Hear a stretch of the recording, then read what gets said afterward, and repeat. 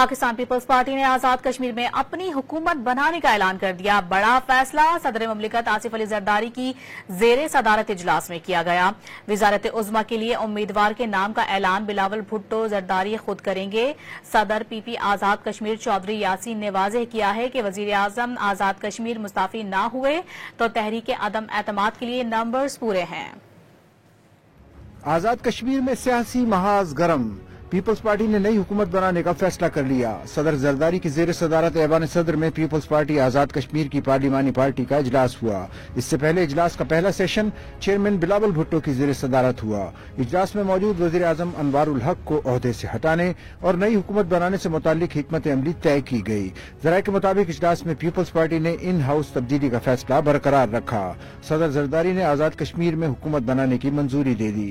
صدر Peoples party Azad Kashmir Chaudhry Yasin نے واضح کیا کہ وزیر اعظم کون بنے گا فیصلہ پارٹی قیادت کرے گی۔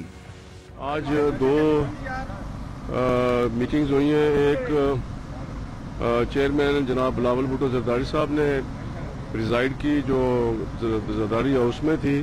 دوسرا جو سیشن ہے میٹنگ وہ پریزیڈنٹ صاحب نے پریزائڈ کیا یہاں ایوان صدر میں۔ تو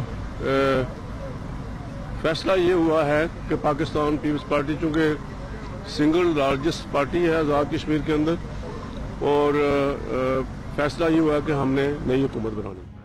دوسری جانب ذرائع کا کہنا ہے کہ وزارت عظمیٰ کے لیے چودھری یاسین، لطیف اکبر اور سردار یعقوب امیدوار ہیں۔